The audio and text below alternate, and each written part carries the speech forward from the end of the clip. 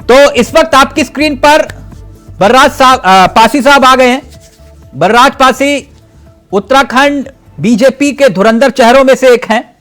उत्तराखंड सियासत का जाना माना चेहरा है और इन्हें राज्य मंत्री बनाया गया है, दायित्व दिया गया है, बड़ी जिम्मेदारी इनको दी गई है। आपकी स्क्रीन पर बलराज पासी जी आ चुके हैं। पासी जी कैसे हैं आप? बढ़िया, अच्छा, नमस्कार। पासी जी मेरी आवाज आ रही है आपको? हाँ, आ रही, पूरी आवाज है। पासी जी कैसे हैं? बढ़िया, अच्छे हैं, ठीक है। जिम्मेदारी मिली है, महत्वपूर्ण जिम्मेदारी मिली है। उत्तराखंड राज्य बीज जैविक उत्पादन संस्था की जिम्मेदारी। तो पासी जी कैसे निभाएंगे इस जिम्मेदारी को? देखिए, उत्तराखंड में हमारे मुख्यमंत्री प्रदेश अध्यक्ष महेंद्र भट्ट जी, मुख्यमंत्री पुष्कर धामी जी और हमारे महामंत्री संगठन अजय भट्ट जी, अजय जी ने मिलकर जो है ये निर्णय लिया है। पार्टी के वरिष्ठ लोगों को जिम्मेवारी दी है, अभी कुछ लोगों को जिम्मेवारी दी है, आगे और लोगों को भी जिम्मेवारियां मिलेंगी। हर कार्यकर्ता के पास कोई ना कोई जिम्मेवारी।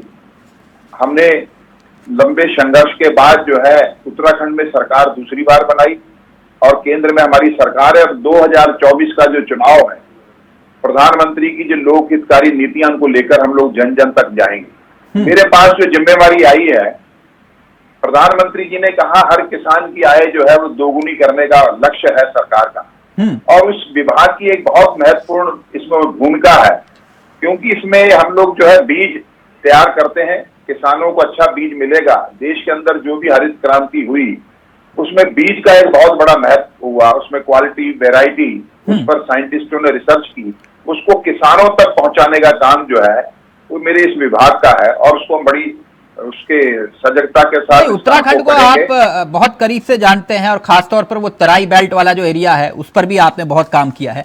मैं एक बात जानना चाह रहा हूं पासी जी, पॉलिटिकल, क्योंकि आप प्योर राजनीतिक व्यक्ति हैं और जो लोग नहीं जानते हैं पासी जी को, मैं बता दूं पासी जी के बारे में। पासी जी वो शख्सियत हैं, वो चेहरा है जिन्होंने नारायण दत्त तिवारी को चुनावी रण में मात दी थी। पासी जी ने नारायण दत्त तिवारी को चुनावी रण में मात दी थी, सांसद रहे। पासी जी एक बात मैं आपसे जानना चाह रहा था कि सिर्फ 10 चेहरों के नाम सामने आए, वो और भी कतार में थे, वो 50 नाम लिस्ट, वो सब इंतजार में हैं। लॉटरी खुली तो पासी जी का उसमें नंबर आया। मैं समझता हूं अभी 10 लोगों के नाम आए हैं, अभी और पार्टी विचार करेगी और लोगों को भी जिम्मेवारियां दी जाएंगी, संगठन की भी जिम्मेवारियां दी जाएंगी। जिसकी जहां जो भूमिका तय हो सकती है, पार्टी उसके कार्यकर्ता के बारे में विचार करके उसको भूमिका देती है और मेरे जिम्मे ये काम लगा है। जिम्मेवारी काम को जो मैं ईमानदारी के साथ जनता के हित में और पार्टी के हित में इसको सही तरीके से निभाने का प्रयास करूंगा। लेकिन पासी जी 6 कुमाऊं के चेहरे, 4 गढ़वाल के, इसको लेकर भी सवाल खड़ा हो रहा है। देखिए, हमने उत्तराखंड राज्य बनाया तो उत्तर प्रदेश से जब हम अलग हुए, इसी कारण से हुए कि इस क्षेत्र की उपेक्षा होती है और उसमें फिर पहाड़, मैदान, कुमायूं, गढ़वाल, भावर, ये तो सारे हिस्से हैं ही हैं। सबको सामूहिक रूप से सबको लेकर चलते हैं और हर क्षेत्र की जो है कहीं ना कहीं प्रतिनिधित्व रहता है और सारा उसको आप उत्तराखंड को सबको एक ही मानिए। नहीं, मैं तो एक मानूं, लेकिन आप लोगों की सियासत भी तो यही होती ना, चाहे वो कांग्रेस हो, बीजेपी हो, हर कोई कुमाऊं, गढ़वाल, ब्राह्मण, ठाकुर, इसी की तो सियासत के इर्द गिर्द आप लोगों की सियासत भी घूमती है कि नहीं? नहीं, देखो, ये तो प्रकृति ने जो है तय कर रखा है। कहीं कुमायूं है, कहीं गढ़वाल है, कहीं भावर है। हाँ। गढ़वाल के अंदर भी कहीं जो है जौनसार का क्षेत्र है, कुमायूं के अंदर भी जो है दूरस्थ जो है पिथौरागढ़ का क्षेत्र है। ये तो प्रकृति के हिसाब से जो है तय है और उसको तो हम नहीं बदल सकते। किसको देंगे? ब्राह्मण को बदल सकते हैं, लेकिन अब एक नई राजनीति की शुरुआत हुई है मोदी जी के आने के बाद। हाँ। कि जातिवाद से, क्षेत्रवाद से ऊपर उठकर केवल देश की कैसे चिंता की जाए, पूरे प्रदेश के बारे में कैसे चिंतन किया जाए, इसको लेकर वो काम कर रही है। पासी जी, इस दायित्व जो मिला आपको, इसका क्रेडिट किसको देंगे? ये तो भारतीय जनता पार्टी को, हमारे मुख्यमंत्री को, हमारे प्रदेश अध्यक्ष को, हमारे महामंत्री संगठन को जाता है और केंद्रीय नेतृत्व को जाता है और जो भी जिम्मेवारी मिलेगी उसको निभाएंगे और उसके पीछे सबसे ज्यादा श्रेय तो जनता को जाता है। नहीं, जनता के साथ साथ मुख्यमंत्री जी को भी तो जाता होगा।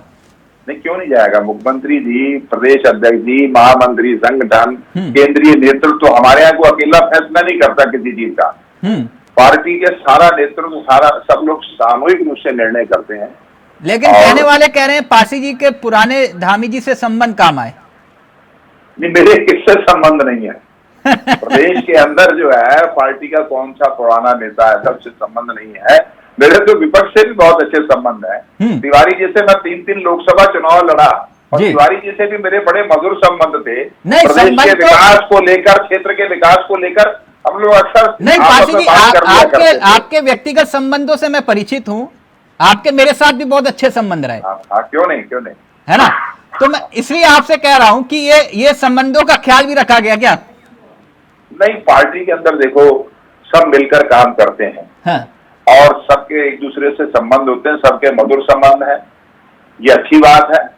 और पुष्कर जी युवा है और उनके पास, उनके कंधों पे जिम्मेवारी आई है, कुछ छोटी मोटी जिम्मेवारी नहीं है। और उनका मन भी बड़ा है, सोच भी बड़ा है और सबको साथ लेकर चलने का उनके अंदर सामर्थ्य भी है। ये अच्छी बात है। ठीक, पासी जी, लगभग 20 साल हो गए एक दूसरे को हम जानते हैं। मैं एक बात आपसे जानना चाह रहा हूं, आप जानते हैं मेरी आदत में स्ट्रेट फॉरवर्ड व्यक्ति हूं। हाँ जी, हाँ। पासी जी, दायित्व मिलना चाहिए, इसमें कोई दो राय नहीं। जब सब ये सवाल उठाते थे कि दायित्व क्यों, दायित्वधारी क्यों, मेरा ये मानना है कि दायित्व मिलना चाहिए। लेकिन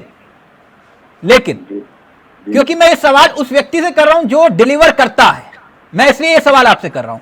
क्यों ना बलराज पासी उस सोच को बदले लोगों की कि दायित्वधारी मतलब ठीक है, मतलब है मंत्री जी हैं, ओके, तामझाम ओके, बात खत्म।